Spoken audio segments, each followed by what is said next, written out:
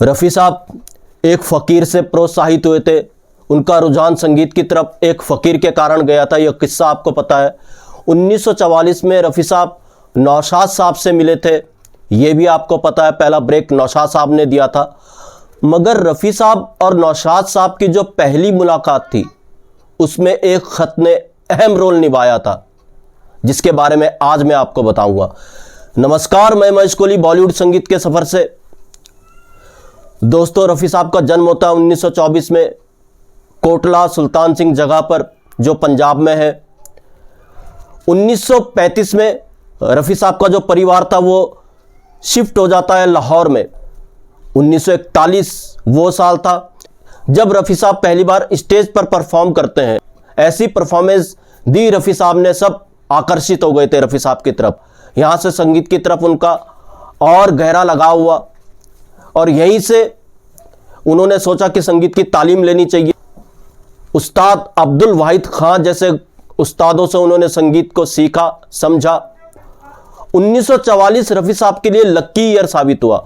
1944 में उन्होंने एक पंजाबी फिल्म गुल बलोच के लिए गाया सोनियनी हीरियनी। ये डिबेट सॉन्ग था।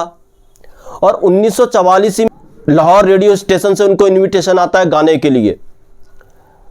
1944 ही वो साल था जिसमें रफ़ी साहब ने मुंबई का रुख किया था।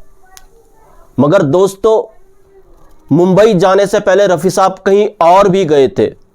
जी हाँ, मुंबई जाने से पहले रफ़ी साहब लखनऊ गए थे। अब ये लखनऊ में रफ़ी साहब क्यों गए थे, तो क्यों का कारण भी मैं आपको बताता हूँ।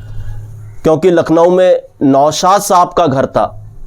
रफ़ी साहब नौशाद साहब के वालिद से मिले लखनऊ जाकर के, और उनके वालिद से रफ़ी साहब ने नौशाद साहब के नाम ख़त लिखवाया, जिसको सिफारिशी ख़त हम कह सकते हैं। और वो ख़त लेकर के रफ़ी साहब मुंबई गए थे, फिर नौशाद साहब से मिले थे।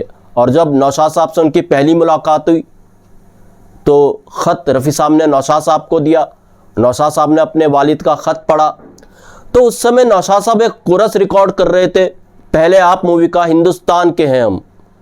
तो अपने अब्बू का जब ख़त पढ़ा, अपने वालिद का जब ख़त पढ़ा नौशाद साहब ने, तो रफ़ी साहब को इसी कोरस में गवा दिया। और उसके बाद जब रफ़ी साहब को राशि दी गई उस कोरस के लिए, नौशाद साहब ने जो राशि दी थी वो महज 10 रुपये थी। उसके बाद फिर रफ़ी साहब का जो सिंगिंग कैरियर था यहाँ से शुरू हुआ। पहली फिल्म गांव की गोरी में उन्होंने गाया बतौर प्लेबैक सिंगर। उसके बाद तो रफ़ी साहब और नौशाद साहब की ऐसी दोस्ती हुई। नौशाद साहब और रफ़ी साहब की जोड़ी ने ना जाने कितने हिट्स दिए।